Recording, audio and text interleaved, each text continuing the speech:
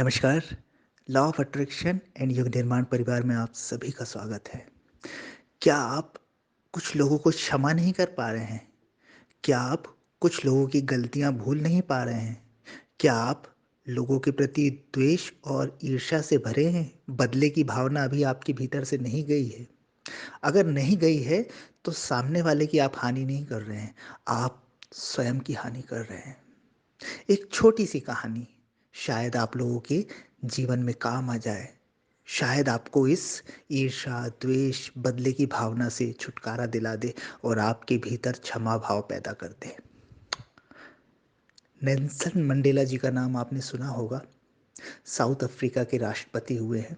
27 साल का उन्होंने संघर्ष किया, जेल में रहे, रंग भेद के विरुद्ध अभियान चलाया और राष्ट्रपति के पद तक पहुंचे। जब वे राष्ट्रपति बन गए तो एक बार अपने सुरक्षा कर्मियों के साथ, अपने सहयोगियों के साथ कहीं भ्रमण पर निकले। एक रेस्टोरेंट पर उन्होंने खाना खाने का सोचा।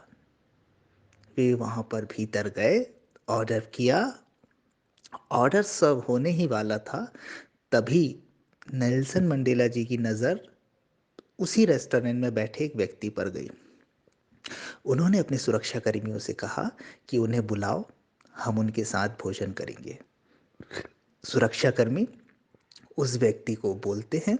वो व्यक्ति नेल्सन मंडेला जी के सामने आकर बैठ जाता है और भोजन शुरू होता है।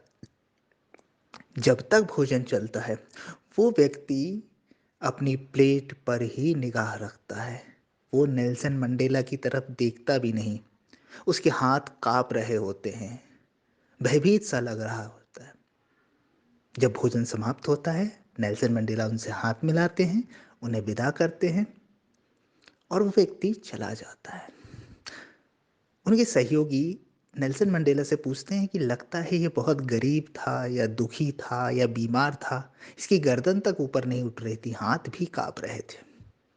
तो नेल्सन मंडेला कहते हैं गरीब या दुखी तो नहीं था, ये वो व्यक्ति है, जब मैं जेल में था तो ये वहाँ का जेलर था, वहाँ का हेड था और इन्होंने इसने मुझे कई प्रकार की यातनाएं, प्रताड़नाएं दी, बहुत मुझे परेशान किया, गालियां देता था, मारता पीटता भी था। ये वो व्यक्ति था और आज वो देख रहा है कि मैं उसके साथ खाना खा रहा हूँ, मैं आज साउथ अफ्रीका का राष्ट्रपति बन गया हूँ, तो शायद मैं भी उसे वैसी ही यातना दूंगा, दंड दूंगा या बदला पूरा करूंगा। इसलिए वो डर रहा था, इसलिए वो कांप रहा था। लेकिन मैं इसके जैसा नहीं हो सकता, मेरी सोच इतनी छोटी नहीं हो सकती। मैंने इसे क्षमा कर दिया है। मेरे मन में इसके प्रति कोई भी द्वेष नहीं है, कोई भी बदले की भावना नहीं है।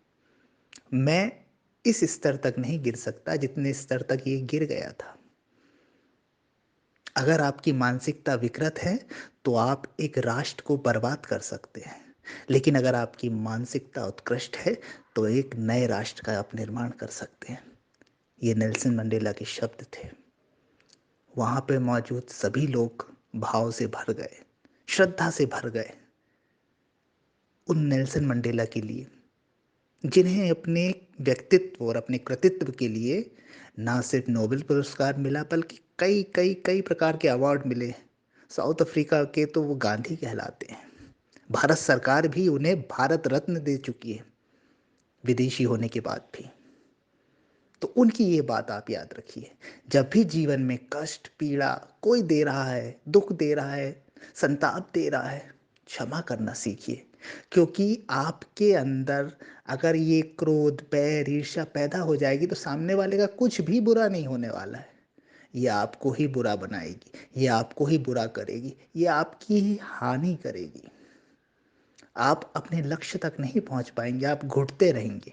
आप क्षमा करके तो देखिए, किसी को माफ करके तो देखिए, आप स्वयं हल्का महसूस करेंगे। ये आप उस व्यक्ति पर एहसान नहीं करेंगे क्षमा करके, ये आप अपने आप पर एहसान करेंगे। नेल्सन मंडेला की ये सीख सभी को सीखनी चाहिए। हमें जितनी जल्दी हो सके किसी को क्षमा कर देना चाहिए। पर बेवकूफ़ भी नहीं बनना चाहिए कि फिर हम उसी के पास पहुँच गए, फिर वही गलती दोहरा दी है। नहीं, क्षमा हो गया, हमने संबंध विकसित कर लिए, अपना रास्ता अलग कर लिया, उसका रास्ता अलग, लेकिन मन में किसी प्रकार की कोई बैर भाव हमने नहीं रखा। कहते हैं कि बैर भाव, ईर्ष्या, द्वेष सिर्फ़ उतनी ही देर टिकनी चाहिए मन में जितनी देर पानी पे लिखा हुआ नाम।